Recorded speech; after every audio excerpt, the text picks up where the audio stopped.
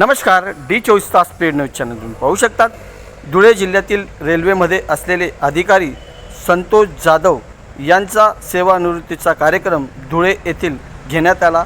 यावेळी मान्यवर व राजकीय सामाजिक कार्यकर्त्यातील महिला पुरुष मोठ्या संख्येने उपस्थित होते। त्यांच्या रिटायरमेंटच्या कार्यक्रमानंतर त्यांनी आज डी24 तास पेड न्यूज चॅनलला प्रतिक्रिया देताना सांगितले, रिटायर्ड स्टेशन प्रबंधक धुळे रेल्वे स्टेशन। मी आज दिनांक 30 जून 2026 रोजी सेवानिवृत्त झालो।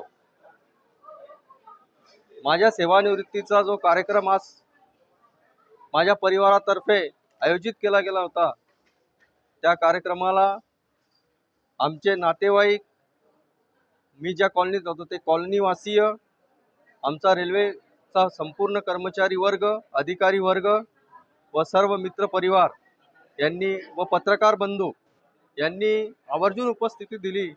त्याबद्दल मी सर्वांचे खूप खूप आभार मानतो। मी धुळे रेल्वे स्टेशनला स्टेशन प्रबंधक म्हणून गेल्या 6-7 वर्षापासून कार्यरत होतो। माझ्या कार्यकाळामध्येच धुळे रेल्वे स्टेशनचा अमृत भारत स्टेशन योजनेअंतर्गत त्या ठिकाणी विकास करण्यात आला व त्या विकास कामामध्ये आमच्या संपूर्ण स्टेशननी जे कर्मचारी वर्ग आहे, अधिकारी वर्ग आहे, त्यांचं खूप सहकार्य मिळालं।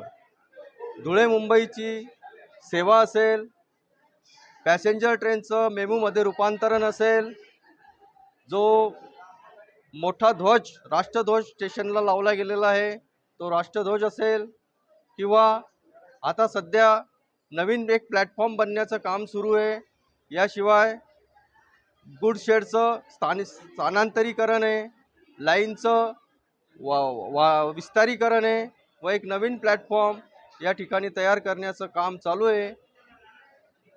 धुळे शहरातून धुळे ते मुंबई जी ट्रेन सुरू झालेली आहे, तिला धुळेकरांचा प्रचंड प्रतिसाद मिळालेला आहे। धुळेकरांची मागणी आहे की धुळे ते पुणे ही रेल्वे सुरू व्हावी।